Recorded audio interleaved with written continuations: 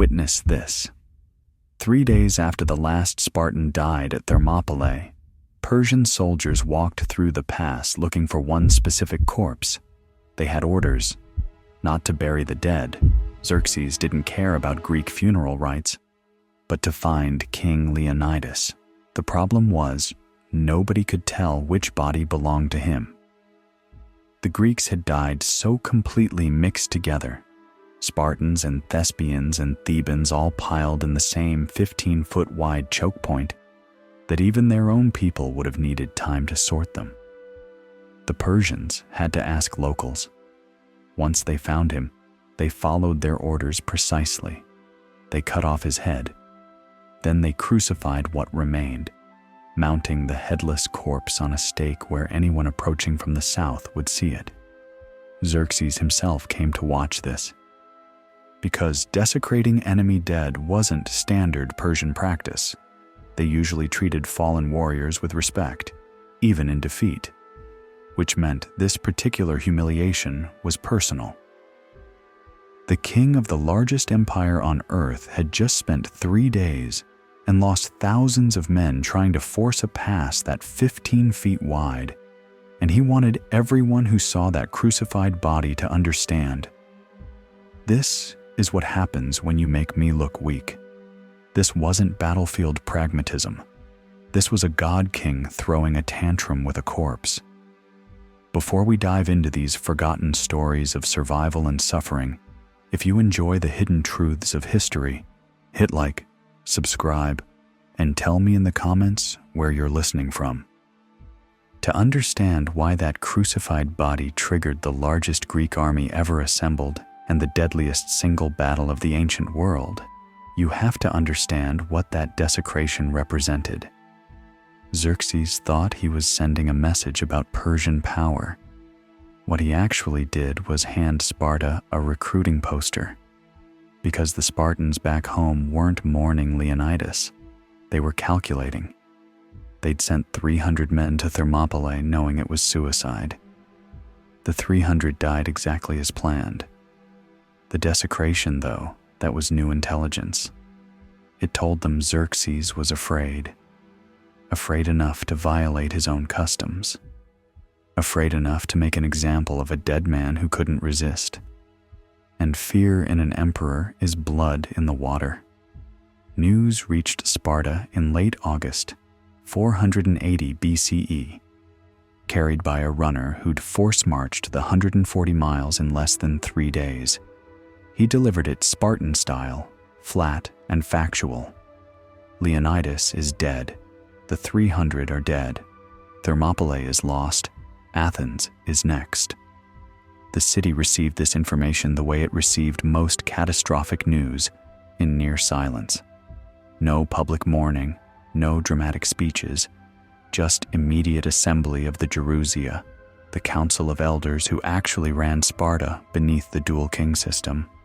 And sitting in that council chamber, watching men 3 times his age debate strategy, was Pausanias, 25 years old, regent for his infant cousin, Leonidas' son.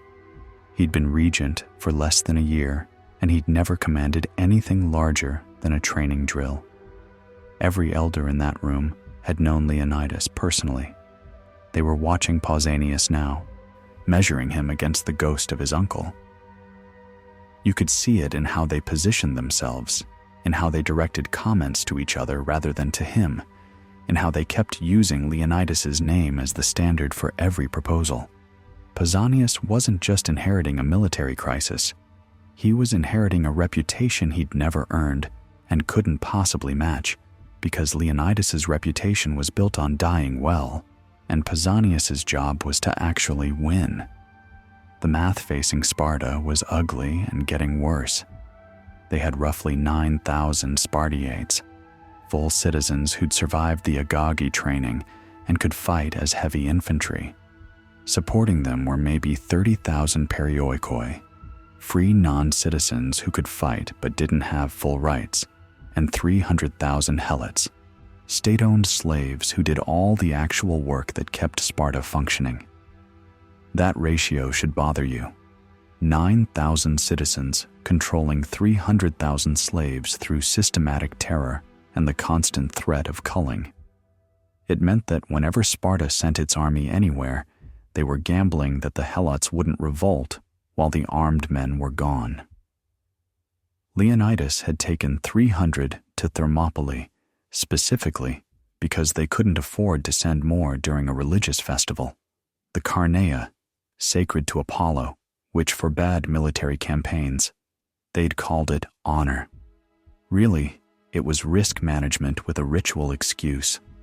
Now, Xerxes was marching on Athens with somewhere between 150 and 200,000 men, and the Spartan elders were debating whether to defend only the Peloponnese or honor the alliance and fight for all of Greece. The conservative position was simple: build a wall across the Isthmus of Corinth, 4 miles of defensive fortification, and let northern Greece burn. Defend the south, protect Sparta's slave population from revolt, survive. The aggressive position, the one that sounded insane, was march north with the full army and destroy the Persians in open battle. Pausanias sat through 4 hours of arguments that day. Athens had sent envoys who were barely containing their panic. They needed Sparta to march now, immediately, or they'd have to consider Persian terms. Corinth wanted the defensive wall first, then maybe offensive action later. Tegea was demanding equal command authority in exchange for troops. Megara wouldn't commit until they saw what Athens did. This was the Greek alliance in its natural state. 30-plus city-states who'd spent the last 2 centuries perfecting the art of killing each other, now trying to coordinate against an external threat while fundamentally not trusting anyone else in the room. Here's what the other commanders didn't know about Pausanias, what he was still figuring out about himself. He wasn't Leonidas. Leonidas had 40 years of military experience, command authority built on decades of proven decisions, and the kind of personal confidence that comes from surviving everything Sparta throws at its warrior class. Pausanias had 1 year as regent, 0 major battles, and the acute awareness that everyone comparing him to his uncle was finding him lacking. But he had one advantage Leonidas never needed. He understood he was disposable. Sparta had sent Leonidas to die gloriously, and it worked exactly as planned. They expected Pausanias to die too, just with better tactics and more bodies. That clarity was useful. It meant he could make decisions without worrying about survival, because survival wasn't really on the table anyway. The moment that mattered came late in that first council session. The elders were circling back to the defensive plan, talking about wall construction and supply lines, when Pausanias interrupted. He was the youngest man in the room, and he'd barely spoken all day, which meant when he did speak, everyone stopped. He said, "Leonidas didn't die buying us time to hide behind walls. He died buying us time to kill them all. It shouldn't have worked." It was the kind of thing young commanders say when they don't understand logistics. But Pausanias wasn't offering it as strategy. He was offering it as obligation. Because the 300 had been chosen specifically because they all had living sons. Sparta's law. If you die in battle and you have sons, your family keeps its property and status. It was estate planning with exceptional branding. Those men hadn't volunteered for glory. They'd volunteered because their families were protected, and their deaths would prove Spartan superiority. And if Sparta now chose to hide behind walls instead of avenging them, that whole narrative collapsed. The 300 would have died for a delaying action that bought exactly nothing. Pausanias was saying, honor the dead or admit they died for bad math. The elders gave him the army. Not because they believed in him, but because refusing would mean admitting Thermopylae was a waste. Public relations wins wars before strategy does. While Pausanias was making promises he had no idea how to keep, Xerxes was making his own statement about consequences. Athens evacuated. The entire city, maybe 200,000 people, crammed onto ships and relocated to Salamis and nearby islands. They'd had warning. Thermopylae had bought them that much, and Themistocles, the Athenian commander, had convinced them that saving lives mattered more than saving buildings. So when Persian troops entered Athens in September, they found a ghost town, and Xerxes, who'd marched his entire army through hostile territory, expecting to dictate terms to a broken population, found himself ruling empty streets. He burned it anyway. Temples, homes, the Acropolis, everything. You could see the smoke from Salamis, 10 miles across the water. Every Athenian refugee watched their city disappear into black columns rising into clear sky. Xerxes thought this was strategy. Destroy their infrastructure, break their will to resist, offer generous terms afterward, and they'll accept because they have nothing left. Standard imperial policy. It had worked in Egypt, it had worked in Babylon, it would work here. Except Athens wasn't a centralized monarchy.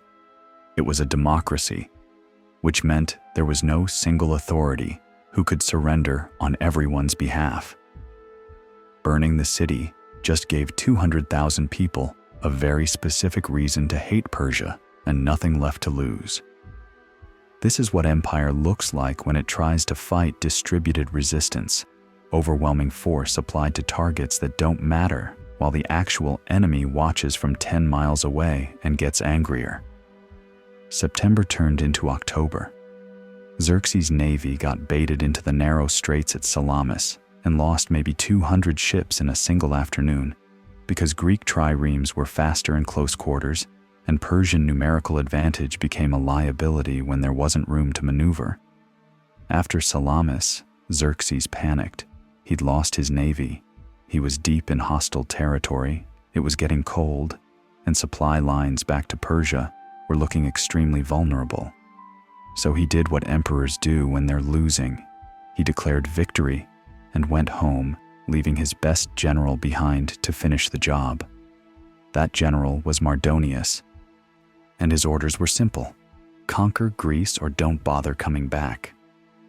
Mardonius got 80,000 men, Persians, Medes, cavalry, plus maybe 20,000 Greeks who'd sided with Persia, and the kind of mission that's really just an execution with extra steps. Because if he won, Xerxes would take credit. If he lost, Mardonius was already dead, just hadn't caught up with the paperwork yet. That's the context Pausanias was stepping into. Not a heroic campaign against overwhelming odds, but the second act of a failing invasion where both commanders knew their bosses considered them expendable. Pausanias spent the winter trying to build an army from pieces that didn't fit. Athens wanted immediate action. Sparta wanted to wait for spring and finish the Isthmus wall first. Corinth wouldn't send troops unless Sparta led personally with the full army. Tegea wanted equal authority. Megara wanted guarantees. Every city-state brought its own conditions and grievances and ancestral feuds that had nothing to do with Persia and everything to do with who got to be important. Modern historians called this kind of arrangement many things, but the accurate term is hostage negotiation, pretending to be an alliance. Everyone had veto power. Nobody had trust, and Pausanias was supposed to turn this into a fighting force capable of facing 80,000 professional soldiers in open battle. He managed it by March, sort of. The army that assembled at the Isthmus of Corinth that spring was 70,000 men from 31 city-states, the largest Greek military force anyone had ever seen.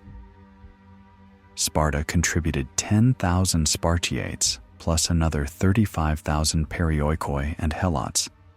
Athens sent 8,000, Corinth 5,000, Tegea 1,500, 24 smaller cities sent contingents ranging from 1,000 down to a few hundred. Getting them all to the same place at the same time was already a miracle. Getting them to fight as a coordinated unit was going to require something closer to divine intervention. But here's what Pausanias had that nobody gave him credit for. He understood that command isn't about courage or tactical genius. It's about managing expectations and keeping people angry at the right target. Every time Athens threatened to abandon the alliance, he reminded them what happened when cities stood alone. Every time Corinth demanded special treatment, he gave it to them in ways that didn't actually matter. Every time someone questioned his authority, he invoked Leonidas' name and made it about honoring the dead rather than trusting the living. It was exhausting and undignified, and it worked just enough to keep 70,000 armed men pointing north instead of at each other. To understand how close this came to total disaster, you need to see what happened when the army actually marched, because Pausanias didn't lead 70,000 Greeks to a glorious coordinated victory. He led them into a chaotic nightmare that should have ended with complete annihilation, and only survived because his enemy made worse mistakes at more critical moments. The story you've heard about Plataea, the decisive battle where united Greeks crushed Persian invaders, that's the summary, written by people who weren't there. The reality involves a botched night retreat, scattered forces, isolated contingents fighting separate battles across miles of terrain, and a 25-year-old commander trying to salvage a catastrophe in real time while pretending he'd planned it this way all along. But before any of that could happen, both armies had to find each other. And finding each other meant understanding exactly how terrain wins battles before soldiers ever make contact. You've been told the Persian wars were about freedom versus tyranny, democracy versus despotism, West versus East. That's the version written by the winners after they'd had time to make it sound philosophical. The reality in 480 BCE was simpler and uglier. It was about whether a collection of constantly feuding city-states could temporarily stop trying to destroy each other long enough to avoid getting conquered by someone who actually knew how to run an empire. The Persians weren't villains in some cosmic drama. They were administrators with an army, expanding their tax base. The Greeks weren't heroes defending civilization. They were political experiments held together by mutual paranoia and a shared language they mostly used for insulting each other. What made the conflict matter wasn't ideology. It was math. Persia had the resources to keep trying forever. Greece had maybe one chance to make invasion too expensive to repeat, and both sides knew it. The world Pausanias inherited that winter ran on very specific economics. Persia controlled everything from Egypt to India, which meant they had access to gold, grain, timber, manpower, and most importantly, administrative continuity. When a Persian satrap needed to move 10,000 men across 300 miles, he consulted road maps built by engineers and used way stations stocked by a logistics corps that predated most Greek cities. When Greek city-states needed to move armies, they argued about who paid for the donkeys. Persian territory was connected by the Royal Road, a maintained highway system with rest stops every 15 miles, where imperial messengers could swap horses and keep moving. A message could travel from Sardis to Susa, nearly 1,700 miles, in under 2 weeks.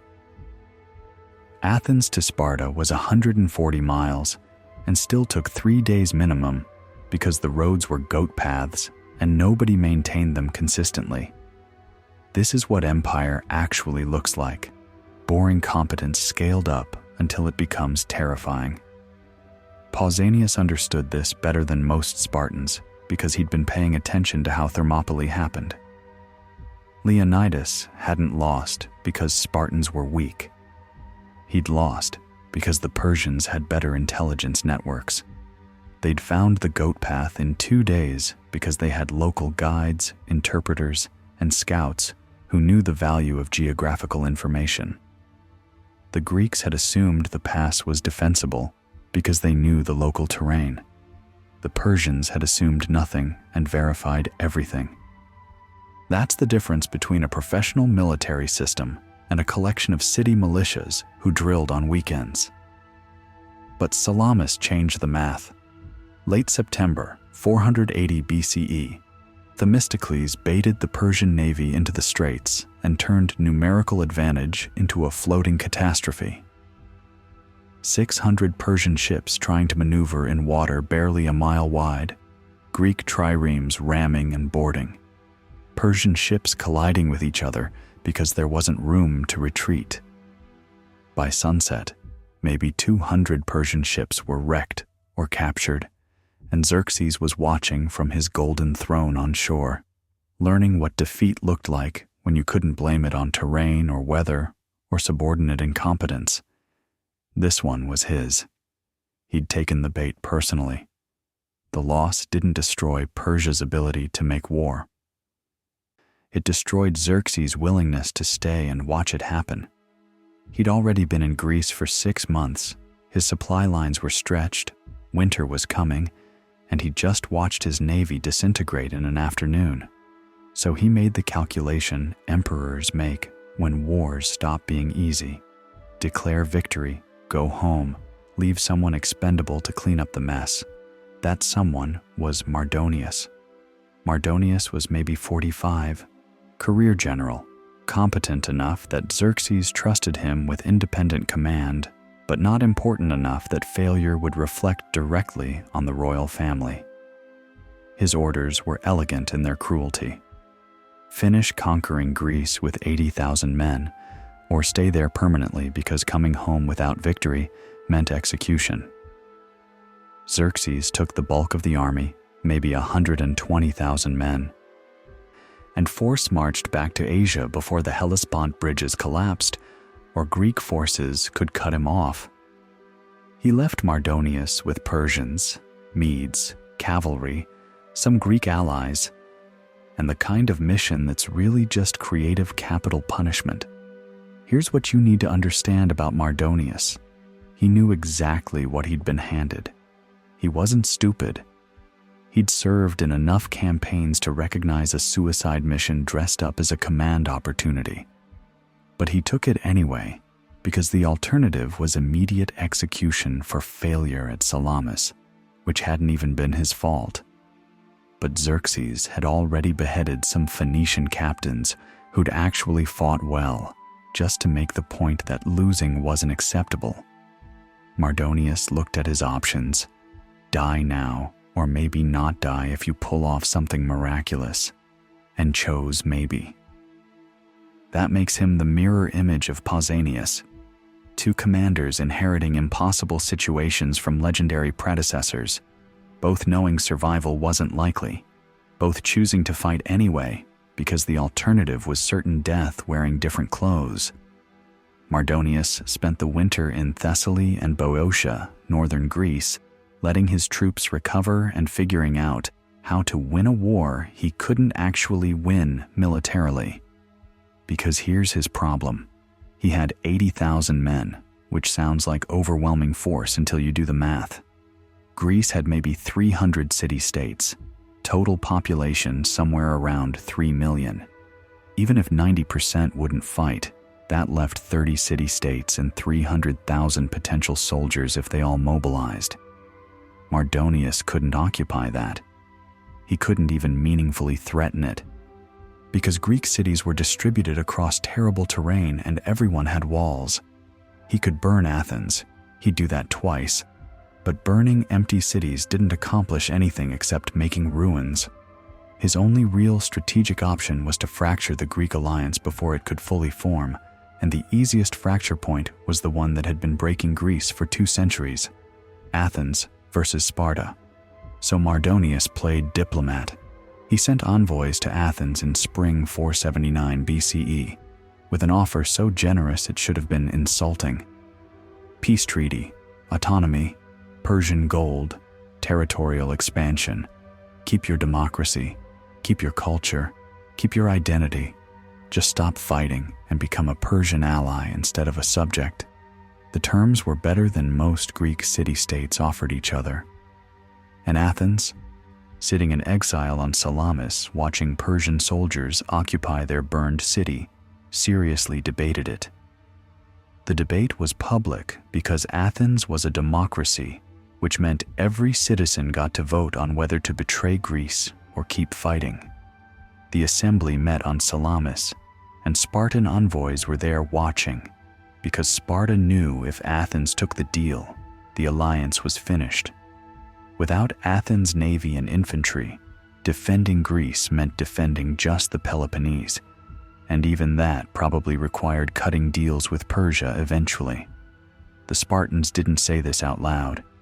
They just sent envoys with blank faces and a counteroffer. Stay loyal, and Sparta will support Athenian families with food and resources for the duration of the war. Athens refused Mardonius. The vote wasn't even close in the end.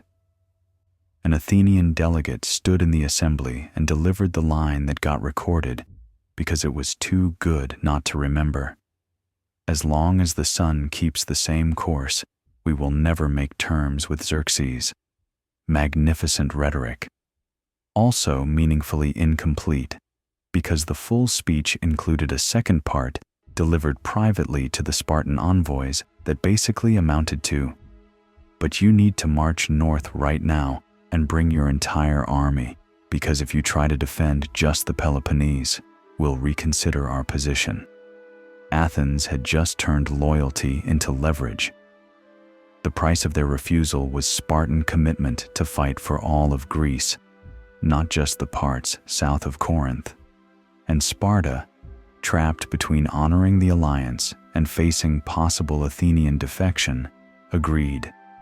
They'd march north with the full army, which meant Pausanias had to deliver on the promise he'd made to the Gerousia 6 months earlier, the one about killing them all instead of hiding behind walls.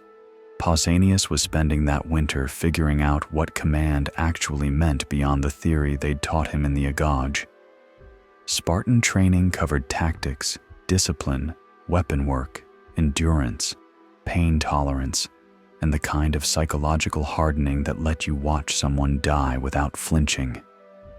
It didn't cover alliance management, logistics coordination, ego negotiation, or how to make 31 city-states who hated each other cooperate long enough to march in the same direction.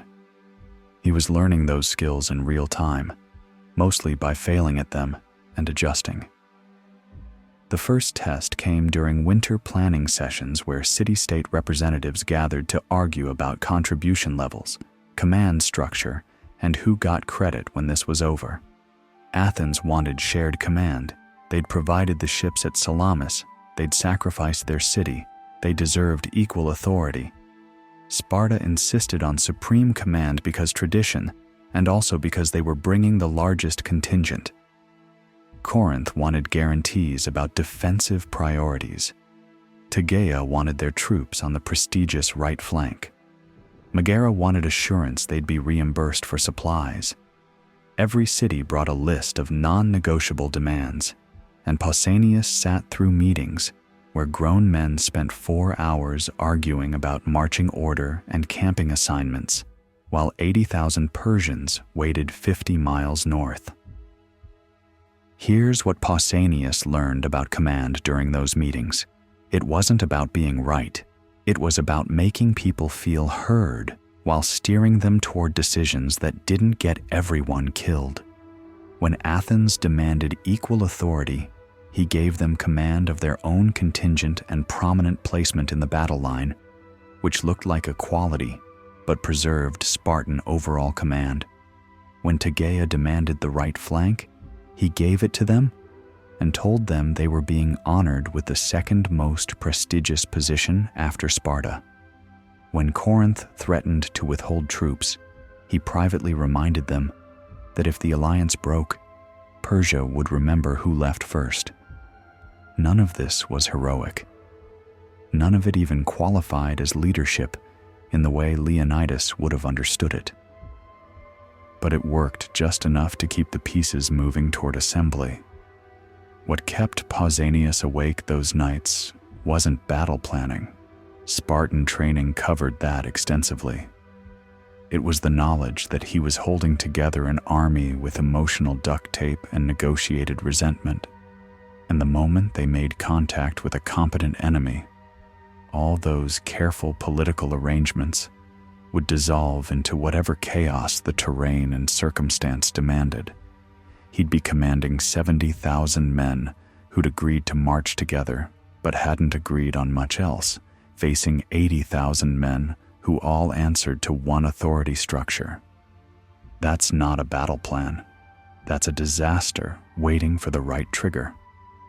By July, the army assembled at the Isthmus of Corinth. Pausanias saw the full scope for the first time.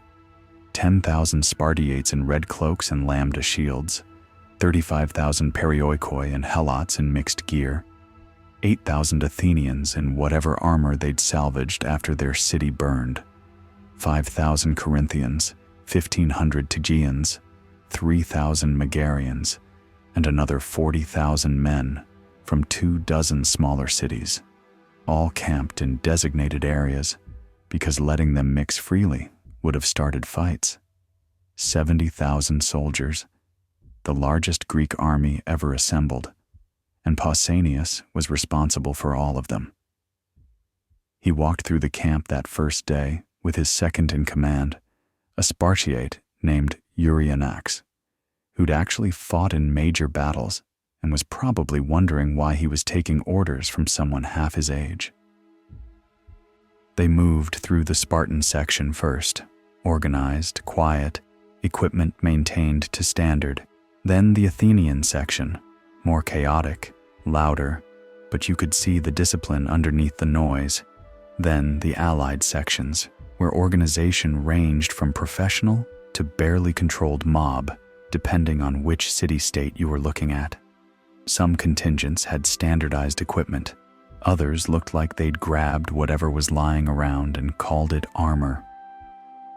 This was the force that was supposed to face 80,000 Persian professionals who'd trained together, used the same equipment, and operated under unified command.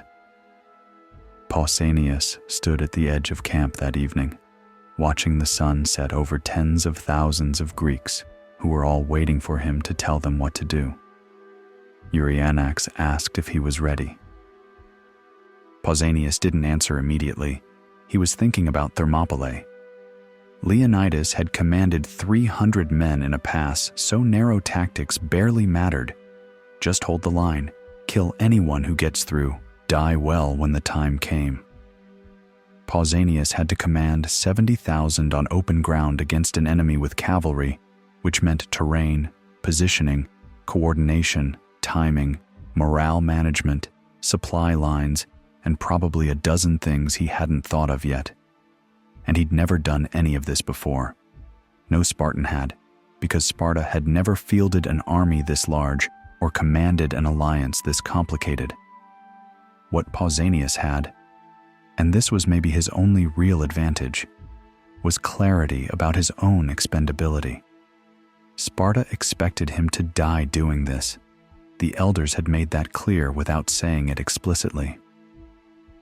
He was regent for an infant king, which made him temporarily important, but structurally replaceable. If he won, the infant king would get credit for Sparta's greatest victory. If he lost, Pausanias would get blame for wasting Leonidas's sacrifice. Either way, his personal survival wasn't the strategic priority. That gave him a certain freedom that Mardonius probably didn't have.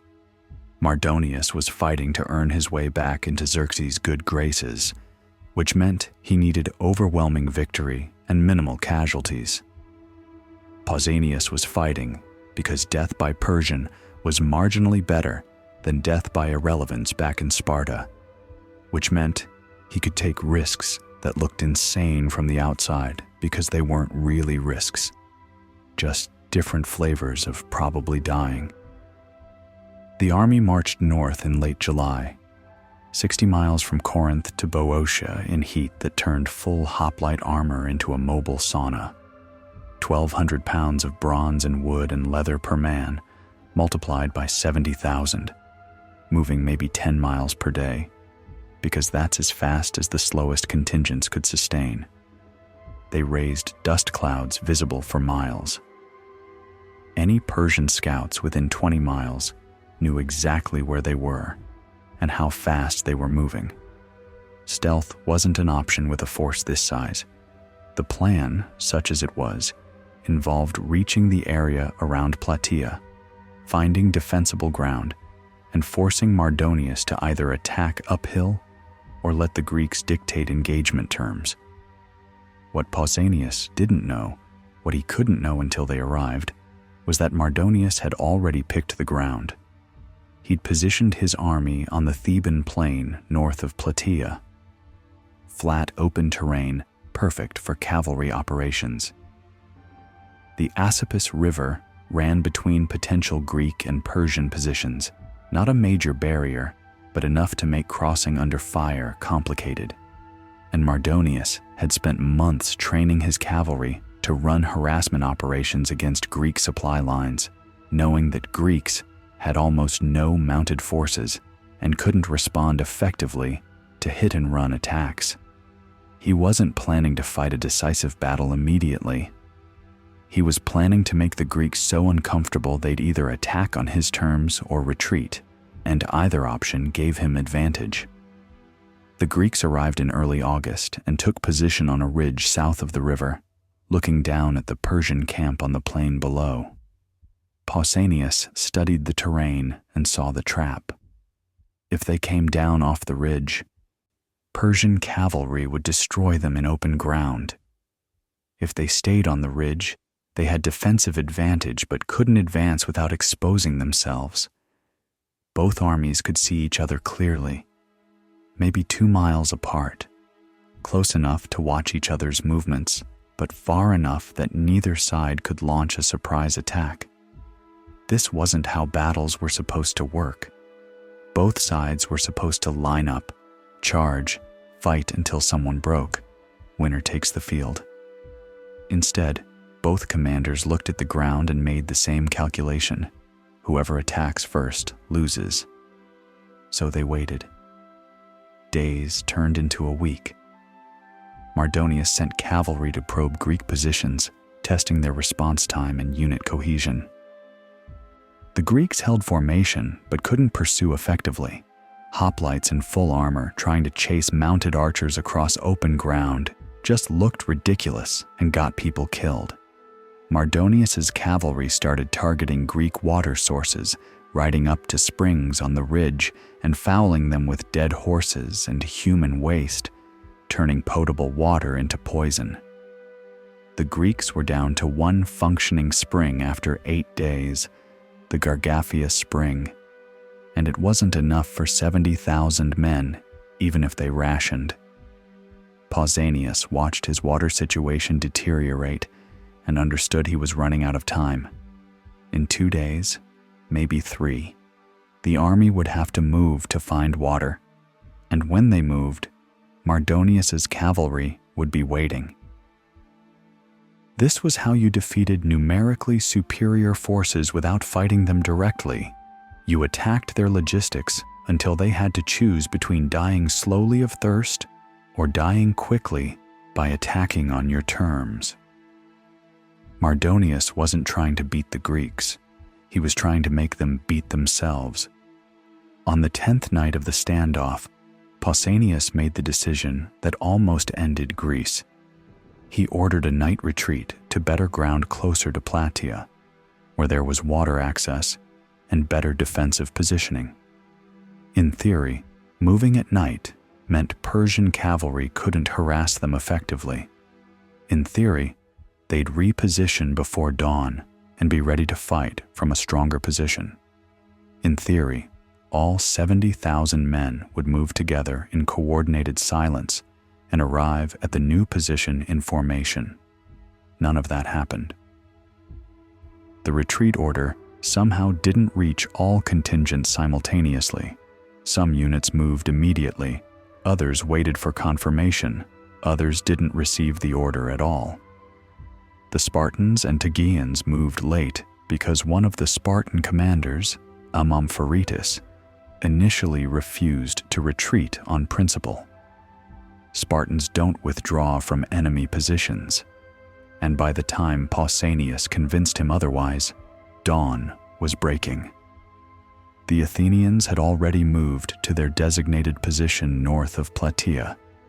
The center contingents were scattered across miles of terrain, some having moved, some still waiting, all confused about where they were supposed to be. By sunrise, the Greek army was in 3 separated groups, with no mutual support and no way to communicate quickly across the distances. Persian scouts reported this to Mardonius at dawn. The Greeks were out of formation, scattered, vulnerable. This was the moment he'd been engineering for 11 days. He didn't hesitate. He mounted his white horse, specifically chosen to be visible across the battlefield, and ordered the full army to attack. Pausanias stood with his Spartans on a low ridge south of Plataea, watching the Persian army advance across the plain, and realized he just made the catastrophic mistake that every commander makes exactly once if they're lucky. He'd tried to execute a complex maneuver with insufficient coordination, in the dark, with troops who didn't trust each other, and it had failed in every possible way. His army was scattered. Athens was isolated 2 miles north. The center contingents were exposed and dying under cavalry attack. And his 10,000 Spartiates were surrounded by maybe 50,000 Persians with cavalry support, pinned on a ridge with nowhere to retreat. This is where commanders lose entire armies. This is where 25 years of life and 1 year of command experience should have ended in comprehensive disaster. Pausanias looked at Mardonius's white horse maybe a mile away, leading the Persian advance, and thought, "This is what happens when you're not Leonidas. You don't die glorious. You just die wrong." The botched night retreat should have been a footnote in the story of how Persia conquered Greece. By sunrise on August 11th, 479 BCE, the Greek army was scattered across 3 miles of terrain with no communication, no coordination, and no realistic way to reform before the Persians finished them. Athens was isolated north of Plataea, facing maybe 20,000 Persian allied Greeks who'd been waiting for exactly this kind of opening. The center contingents, Corinth, Megara, Phlius, and 24 smaller cities, were caught in the open plain where Persian cavalry could run them down at will. And Pausanias' Spartan and Tegean forces, maybe 11,000 hoplites total, were pinned on a low ridge south of the city, watching 50,000 core Persian troops advance toward them with cavalry support. This wasn't a battle forming. This was 3 separate disasters happening simultaneously, while both sides pretended it was strategy. Here's what Pausanias understood in those first minutes after dawn. He couldn't help the center. They were too far away, and moving toward them meant exposing his Spartans to cavalry in open ground. He couldn't coordinate with Athens because there was no line of sight and no fast way to get messages across 2 miles of active battlefield. And he couldn't retreat because Spartan law and honor and the entire political structure that had gotten him this command in the first place all required that Spartiates never withdraw from enemy contact. So his options were hold position and bleed, advance into terrain that favored Persian mobility, or stand there and watch his army dissolve around him while he did nothing. None of these qualified as good choices. They were just different timelines to the same ending. The Persians hit the center first. Mardonius knew exactly what he was doing. He'd spent 11 days studying Greek positions and unit quality, and he recognized that the smaller city-state contingents were the weak point. They had courage and adequate equipment, but they didn't have Spartan discipline or Athenian combat experience. And more importantly, they didn't have any reason to die for each other. Corinth wasn't going to sacrifice itself saving Megara. Phlius wasn't going to hold position while Sicyon retreated. Every contingent was making its own survival calculations, and Persian cavalry exploited that immediately. The tactic was simple and brutal. Mounted archers would charge to within maybe 70 yards, loose arrows into Greek formations, then wheel away before the hoplites could close distance. Greek shields worked fine against frontal attacks where you could see the threat coming and set your stance.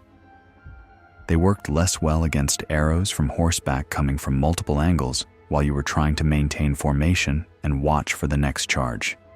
The Corinthian contingent held for maybe 20 minutes, shields locked, taking casualties but keeping discipline.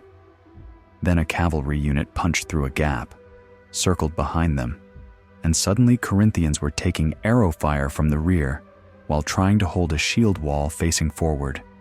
The formation bent, buckled, started fragmenting. Some units fell back toward Plataea's walls. Others tried to form defensive circles. A few broke entirely and ran. This is what happens when infantry designed for close quarters pushing matches tries to fight mobile archers on flat ground. Physics doesn't care about training, and courage just means you die slower. 2 miles north, Athens was fighting a completely different war. They'd ended up isolated from the main Greek force, 8,000 Athenian hoplites facing maybe 20,000 Greek troops who'd sided with Persia. Thebes led them. 7,000 hoplites who'd made the calculation that Persia was winning, and Greece's best option was negotiated surrender rather than suicidal resistance. They weren't wrong exactly. They just bet on the outcome before the fight was finished, and now they had to make that bet pay off by helping destroy the people who used to be their allies. Hoplite versus hoplite combat is what Greek warfare was built around. Shield walls pushing against each other, 8-foot spears thrusting over the front rank, the whole formation moving as a single organism trying to break the other side's cohesion. This was the fight Athens knew how to win. No cavalry harassment, no arrow volleys from distance, just bronze and muscle and discipline. The Thebans came forward in phalanx formation, perfectly executed because they'd trained the same way Athenians had, and the two shield walls hit each other with the sound of a minor building collapse. The Athenian commander, we don't know his name, which tells you something about how history remembers people who win without dying, kept his line tight and his men rotating fresh fighters to the front as casualties mounted. The math was ugly, 8,000 versus 20,000. Outnumbered better than 2 to 1, no reinforcements coming, no escape route if they broke. But Athens had one advantage, the Thebans didn't. The Thebans were fighting for Persia's promised rewards and their own political survival. Athens was fighting because they'd watched their city burn twice in the last year, and every man in that phalanx knew exactly which Greeks had helped the Persians do it. Revenge is better fuel than politics, and it burns hotter. They held, not gloriously, not easily, but they held. The push became a grind, Athenians giving ground slowly, absorbing pressure, killing Thebans who got too aggressive and broke formation, trying to exploit gaps that weren't there. This wasn't the decisive fight. It was just Athens refusing to collapse, which meant the Persians couldn't roll up the Greek army from the north. Every minute Athens stayed intact was a minute Mardonius couldn't commit his reserves to crushing the Spartans.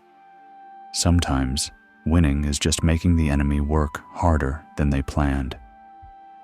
But the fight that mattered, the one that would decide whether Greece survived the next 4 hours, was happening on that low ridge south of Plataea, where Pausanias stood with his Spartans and watched the Persians position themselves to kill everyone he was responsible for.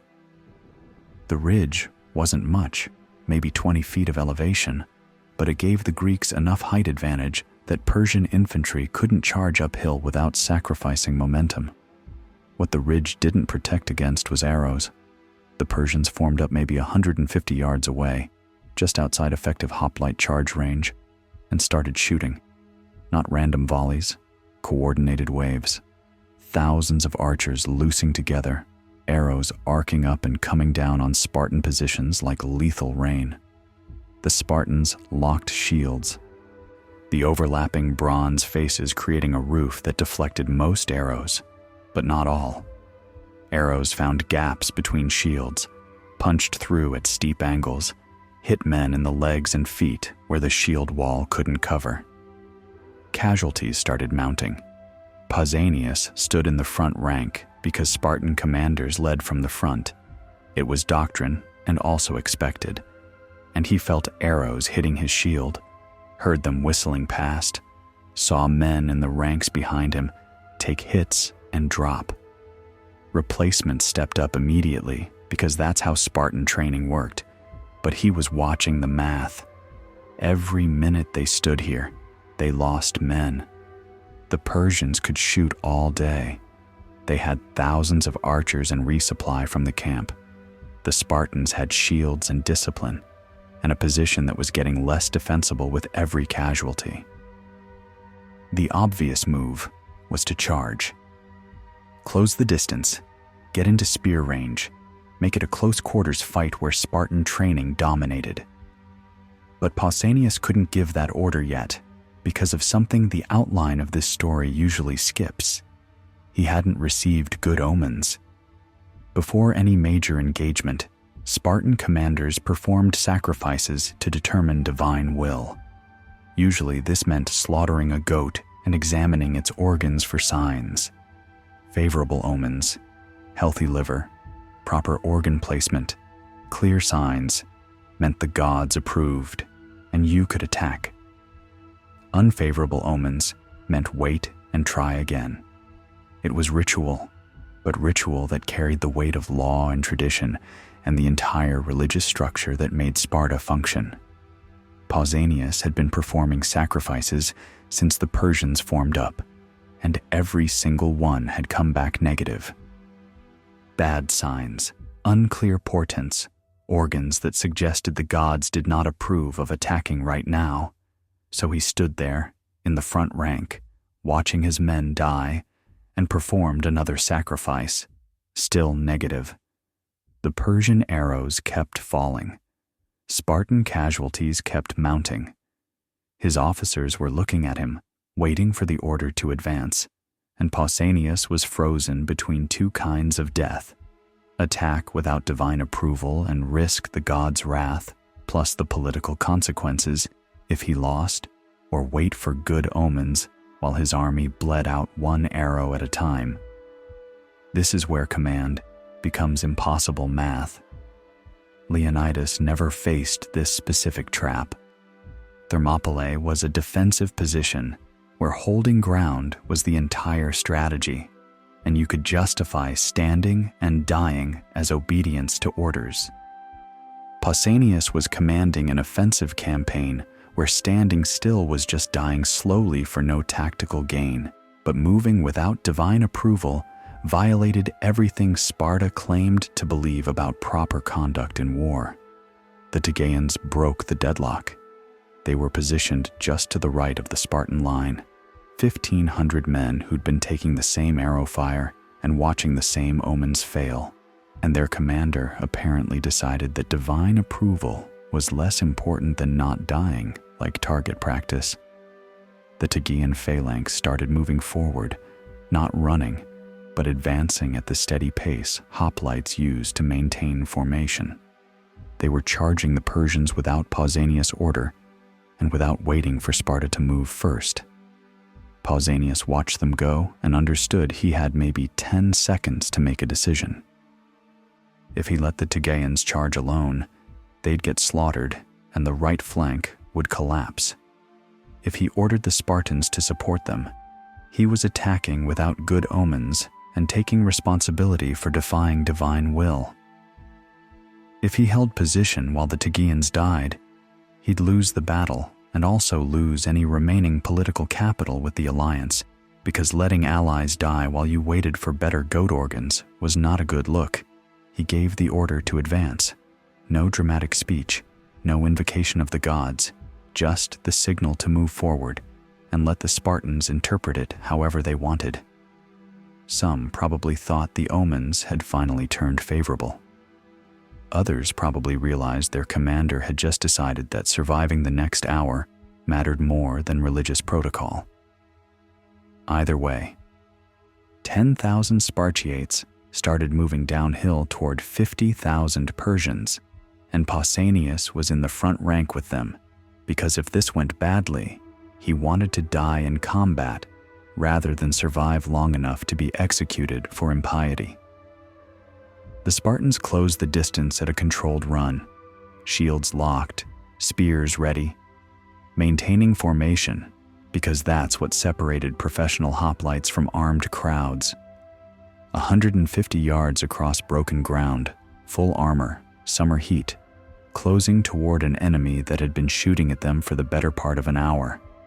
The Persian archers kept firing until the Greeks were maybe 50 yards out, then fell back behind the Persian infantry line. Wicker shields and spears, lighter armor than Greeks, trained to hold formation, but not primarily designed for close quarters pushing matches. The moment just before contact is always strange. You can see individual faces on the other side, see their equipment and their positioning and their formation, and there's this compressed instant where both sides are committed, but nothing has happened yet. The Persians set their wicker shields and braced their spears. The Spartans kept their momentum and angled their shields forward. And then bronze hit wicker, and the fight stopped being theoretical. Spartan spears punched through Persian wicker shields like they were heavy cloth, because that's approximately what wicker is when you hit it with 8 feet of ash wood and a bronze point driven by a 200-pound man moving at speed. The Persian front rank tried to hold, but their shields were fragmenting and their formation was bending backward under the pressure of Greek shields pushing forward. This is where Spartan training justified itself. Every Spartiate had spent 20 years learning how to maintain formation under pressure, how to push in unison with the men around you, how to thrust a spear while holding a shield while watching your footing, while responding to commands shouted over the sound of metal on metal and men screaming. The Persians were brave, and they were trained, and some of them had more combat experience than anyone in the Spartan line, but their equipment and tactics were designed for different kinds of fighting. They were excellent mounted archers and effective light infantry, and absolutely competent heavy infantry when they had room to maneuver. What they were not designed for was standing toe-to-toe with Greek hoplites in a pushing match where the heavier armor and longer spears gave Greeks systemic advantage. The Persian line bent, buckled, and started breaking at pressure points where Spartan thrusts had killed enough front-rank fighters that gaps were opening. Mardonius saw this happening. He was on his white horse, maybe 30 yards behind his infantry line, close enough to see the formation failing, close enough to hear his officers shouting contradictory orders, close enough to understand that his plan, pin the Spartans with archery, then overwhelm them with numbers once they were weakened, had just stopped working because the Spartans had charged before they'd been weakened enough. He could have pulled back, reformed the line, used his cavalry to harass the Spartan flanks, and turned this into a mobile fight where Persian advantages mattered. He didn't. He pushed forward with his personal guard, elite Persian troops who'd fought with him for years, trying to shore up the failing center by showing his men that their commander was willing to die with them if necessary. It was brave and tactically correct and strategically fatal, because Mardonius on a white horse was visible across the entire battlefield. Every Greek soldier could see him. Every Persian soldier could see him. And the moment he rode forward into the fighting, He made himself the single most important target on the field. Pausanias was too deep in the formation to see exactly what happened. He was in the front rank where your vision narrows to the man in front of you and the spear you're trying to put through him, and the shield beside you that's supposed to protect your right side. But he felt the Persian line shift, felt the pressure ease slightly, heard the sound change from organized combat to something looser and more chaotic. Later accounts would say that Leonidas, a Spartan whose name survived only because of this one moment, threw a rock, not a sling stone, just a rock he grabbed off the ground, and it hit Mardonius in the head. Other accounts say Mardonius died in close combat, surrounded by his guard, fighting hand to hand until someone's spear found the gap in his armor. The accounts differ on method, but they agree on outcome. Mardonius fell, and the white horse that had been his command signal was suddenly riderless. Persian officers saw it, Persian soldiers saw it, and every man in that army made the same calculation simultaneously. The general is dead, nobody's giving orders, the Greeks are pushing forward, and staying here means dying for a campaign that just became unwinnable. The Persian line didn't collapse immediately. The elite guard tried to protect Mardonius's body, tried to hold formation, tried to buy time for someone senior to take command and organize a withdrawal. But armies run on command structure, and when the top of that structure disappears in combat, the structure falls apart fast. The Persians started pulling back, not running yet, still in formation, but backing away from Greek pressure and angling toward their fortified camp maybe half a mile north. That's where discipline breaks down, because backing away in formation is almost impossible under pressure, especially when the enemy is pushing forward and your formation is already damaged. The Persian center held together for maybe another minute. Then units at the edges started breaking contact and moving faster, and once some troops were running, the whole thing became a rout. Pausanias could see the Persians retreating, but he couldn't see the camp yet or know where they were headed.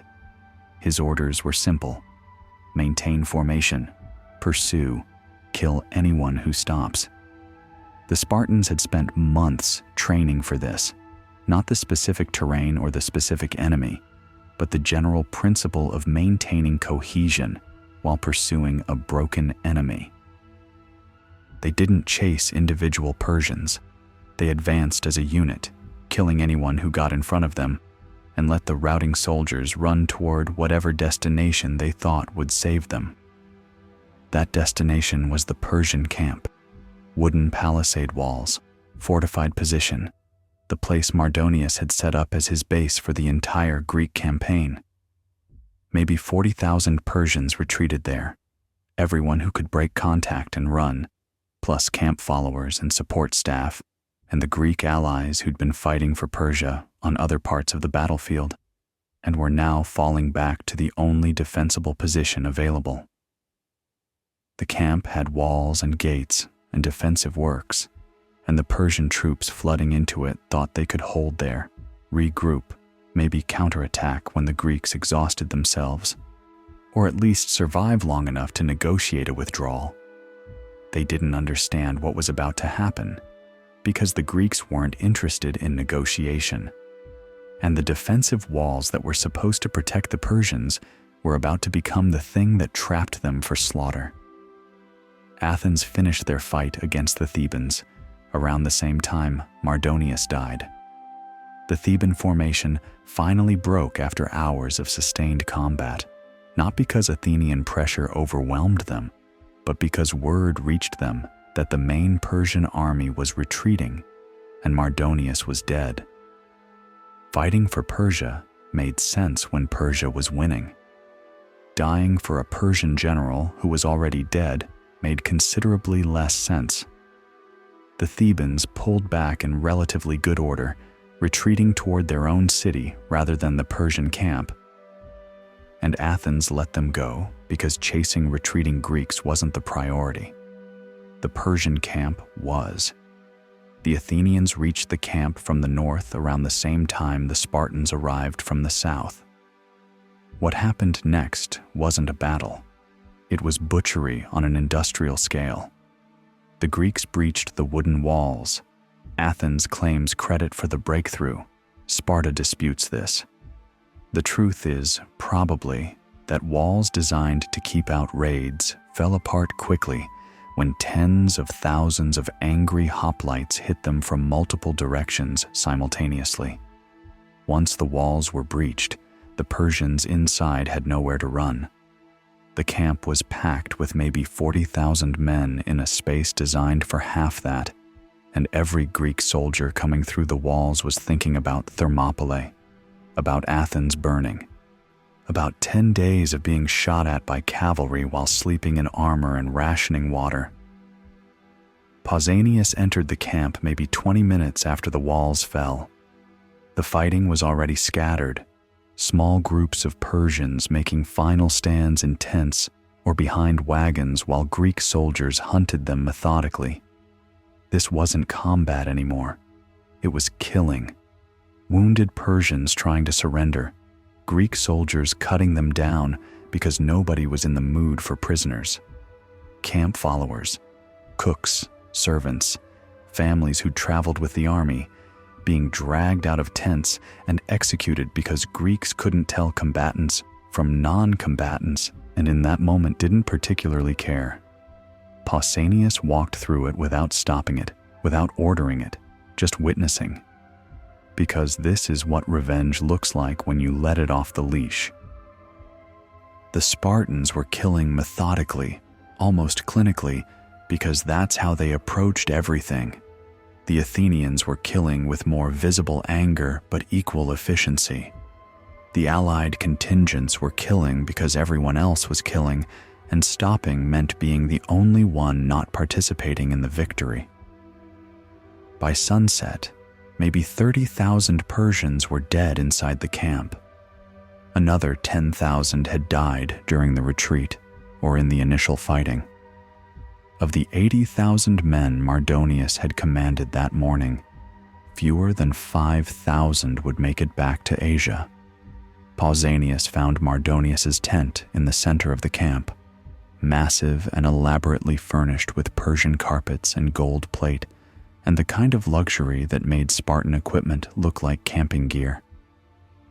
He stood there in armor still covered in blood and dust, surrounded by dead men and burning tents and the smell of a battlefield after the fighting stops, and realized he'd won. He'd actually won. 70,000 Greeks who hated each other had just destroyed 80,000 Persians in open battle, and he'd commanded it.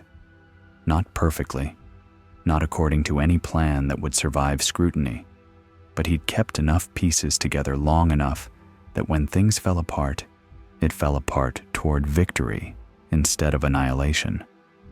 His second found him there and asked what they should do with the prisoners. Pausanias looked at him and said, "What prisoners?" Because there weren't any. The Greeks had killed everyone they'd caught, and the ones who'd escaped were miles away by now and running hard for the Hellespont. This wasn't going to be one of those victories where you negotiate terms and accept surrender and treat the defeated with honor, because you might need to make peace later. This was the kind of victory where you killed everyone you could reach and called it justice. This wasn't a battle. It was an extinction event with Greek fingerprints. The morning of August 11th started quiet, which was worse than if it had started with noise. Pausanias stood on the low ridge with his Spartans and watched the sun come up over a scattered Greek army that should have been dead already. The Persians were forming up on the plain below, maybe a mile and a half away, close enough to see individual units moving into position, but far enough that you couldn't make out faces yet. The air was still cool, last gasp of night before the heat set in, and you could hear metal clinking as 70,000 Greeks checked their equipment one more time and tried to remember why they'd agreed to this. Pausanias' armor smelled like sweat and old bronze. He'd been wearing it for 3 days straight, sleeping in it when he slept at all, and the leather straps had molded to his shoulders in a way that would have been uncomfortable if he'd had attention to spare for comfort.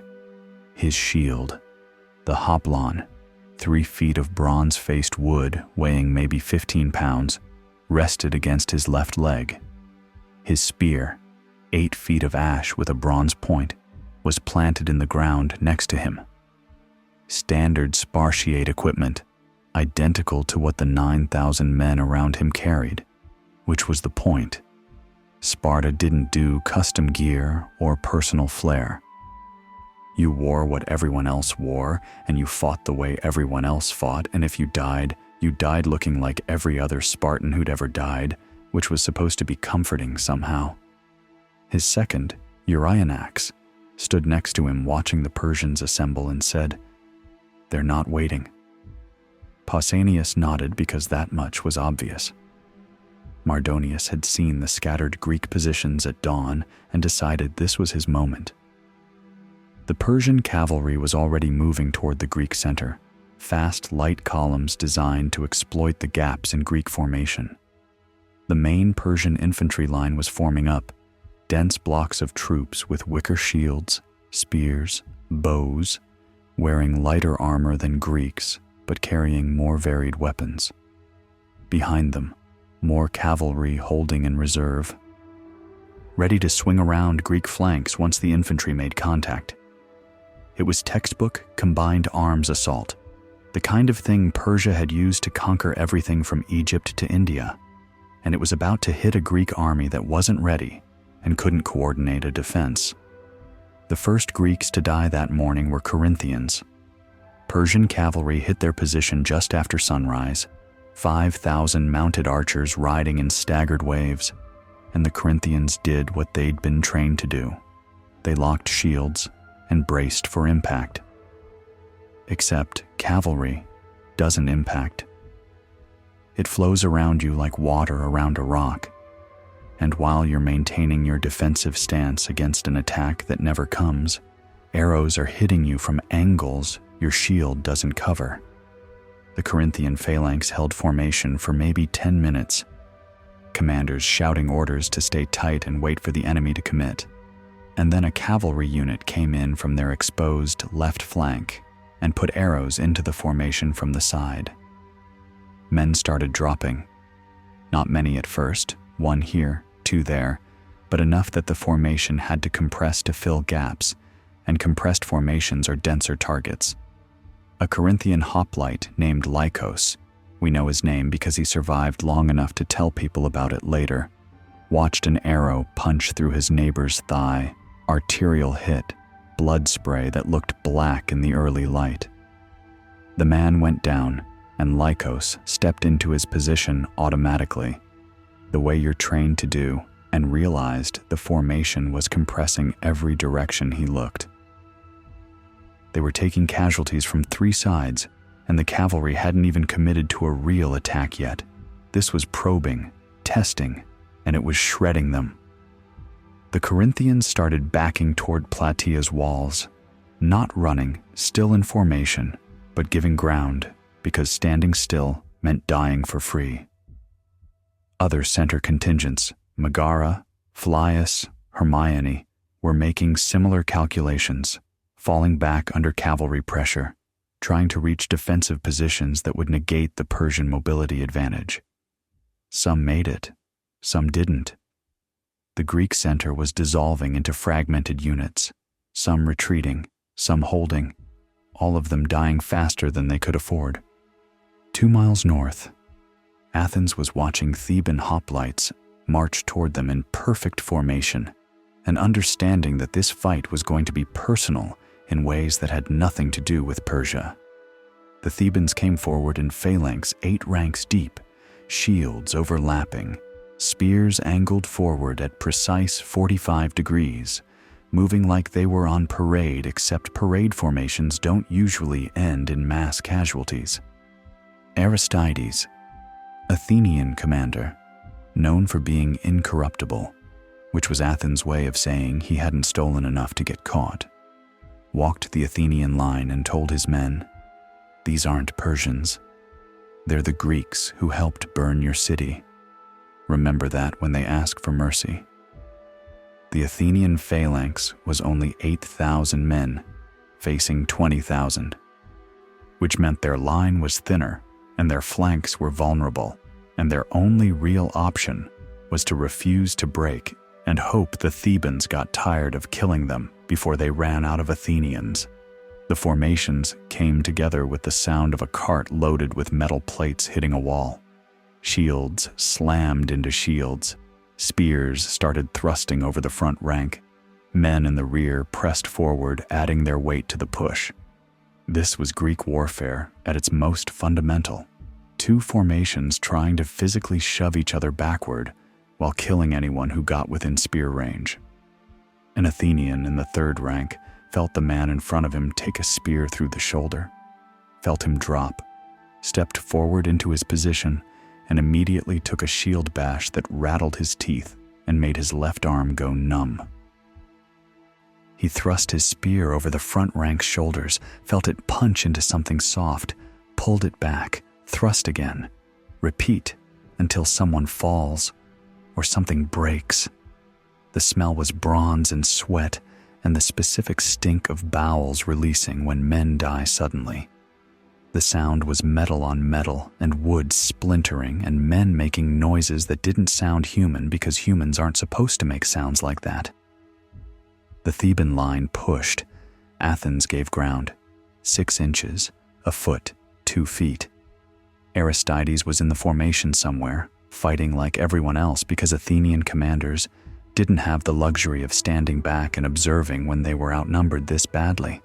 The Athenians compressed, shields tighter, spears faster, feet set against the pressure. They stopped giving ground. The push stalled. And for the next 3 hours, it became a question of which side's will would break first, because neither formation was collapsing and neither side could afford to retreat. But the fight that mattered was happening on the ridge where Pausanias stood with his Spartans and watched the main Persian army position itself to kill them all. The Persians formed up maybe 150 yards away, just outside the range where a hoplite charge would reach them before losing momentum. 50,000 men in formation, archers in front, heavy infantry behind them, cavalry waiting on the wings. Mardonius was visible on his white horse, riding behind the front line, close enough that Pausanias could make out the horse's color, but not the rider's face. The message was clear. "This is my army. I'm commanding it personally. And you're about to find out what happens when you fight Persia on ground that favors us. The Persians didn't charge. They shot. Thousands of archers loosing in coordinated volleys, arrows arcing up and coming down on the Spartan position like someone had weaponized rainfall. The Spartans locked shields, bronze faces angling up to create an overlapping roof, and most of the arrows deflected or stuck in shields or hit ground. Most, not all. Arrows found gaps, came in at angles the shield wall couldn't cover, hit men in the legs and arms and occasionally faces when someone lifted their head to see what was happening. The casualties weren't catastrophic. They were steady. 1 man down, another stepping up. 2 men down. 3. The formation stayed solid, but it was bleeding. And the Persians had unlimited arrows and no reason to stop shooting. Pausanias took an arrow to his shield, felt the impact travel up his left arm, felt another one whistle past his head close enough to hear it. He was in the front rank because Spartan doctrine said commanders led from the front, and doctrine mattered even when doctrine was getting you killed. Especially then. His shield was getting heavy, maybe 5 or 6 arrows stuck in it, adding weight that his left arm had to support while maintaining formation. He could feel his Spartiates around him holding position, could hear the thunk of arrows hitting shields, could see men in the rear ranks dropping when arrows came through gaps. and he was running out of time because the math didn't work. Persians could shoot all day, Spartans couldn't take casualties all day. Something had to change. He'd been performing sacrifices since the Persians formed up, slaughtering goats, examining organs, looking for divine approval to attack. Every sacrifice had come back negative. Bad signs. The gods did not approve. Meanwhile, his men were dying, and the Persians were shooting, and Pausanias was trapped between religious law and tactical necessity, which is a fancy way of saying he had to choose between defying the gods or watching his army bleed out while he waited for better goat entrails. The Tegeans made the choice for him. 1,500 men positioned to the Spartans' right, taking the same arrow fire, watching the same sacrifices fail.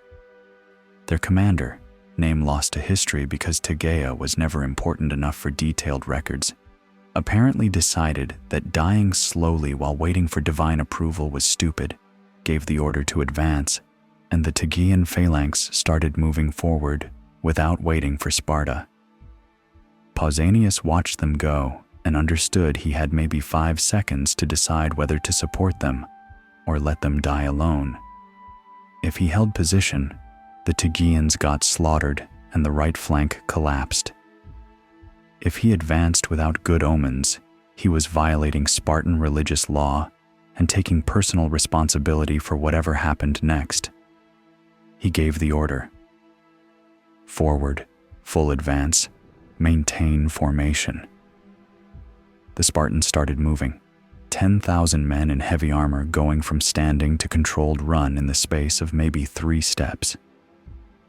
Pausanias was in the front rank, where he could see the Persian line getting closer. 100 yards, 80, 60, and the arrows were still falling, hitting men who couldn't raise shields because they were running. The casualties didn't stop the advance because Spartan training was specifically designed to keep the formation moving, even when men were falling. You stepped over bodies, you filled gaps, you kept going. 40 yards out, the Persian archers fell back behind the heavy infantry line. 30 yards, and Pausanias could see individual faces on the other side, see their wicker shields and lighter armor, and the way they were bracing for impact. 20 yards, and the Spartans lowered their spears from vertical to horizontal, bronze points aimed forward. 10 yards, and both sides were committed to whatever happened next.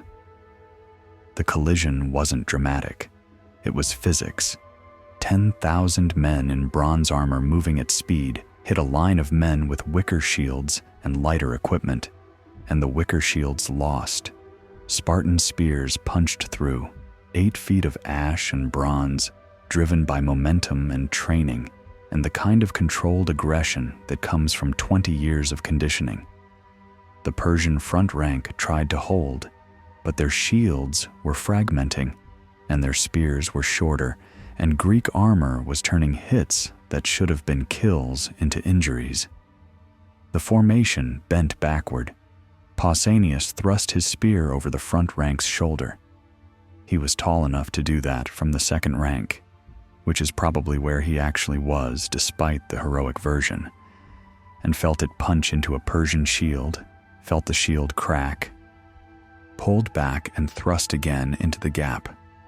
The man holding that shield went down, and someone else stepped into his place, and the process repeated.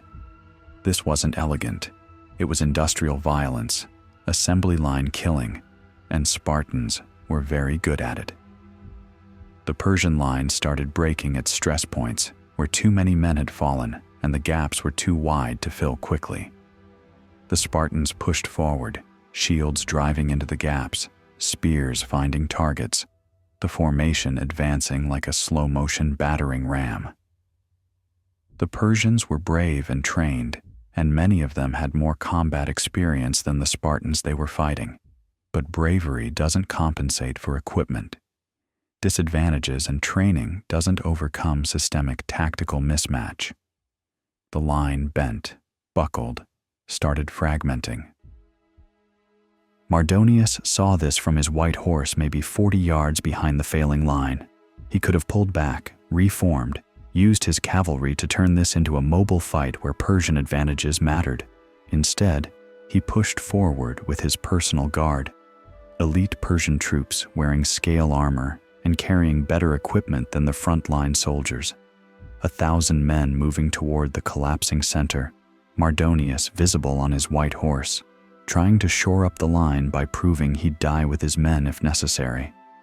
It was tactically sound and personally fatal, because that white horse made him a target that every Greek within 200 yards could see. The Spartans in the front ranks couldn't reach him. There were too many Persian guards in the way, but they could see where the pressure was coming from, and they pushed toward it. Not because they recognized Mardonius specifically, but because Greek tactics said you attack the strongest point in the enemy line, because if that breaks, everything else collapses. Aramnestos was in the front rank near the point where the Spartan formation was pushing hardest. We know his name because he told people afterward about what happened next, though accounts differ on details. The version he gave was, he saw the white horse, recognized it as important, grabbed a rock off the ground, not a sling stone, just a rock maybe the size of a fist, and threw it hard. The rock hit Mardonius in the head, knocked him off the horse, and the general went down into the press of fighting where the Persian guards tried to protect him and the Spartans tried to kill him, and in the chaos, somebody's spear found the gap in his armor. Other accounts say Mardonius died fighting on foot, that he'd dismounted to lead his guard personally and got killed in close combat when the Spartan push overwhelmed his position. The accounts differ on method, but they agree on the critical detail. Mardonius fell.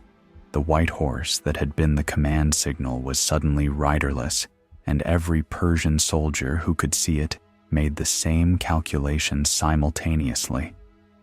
The general's dead. Nobody's giving orders. The Greeks are still pushing. Staying here means dying for a campaign that just became unwinnable. The Persian elite guard tried to hold. They formed a barrier around Mardonius's body, fought hand-to-hand against Spartans who were pushing forward with the momentum of a formation that knew it was winning. The guards lasted maybe 2 minutes, which is a very long time in close combat, and then the Spartan spears found them all, and the formation pushed past the bodies toward the main Persian line. The line was already breaking.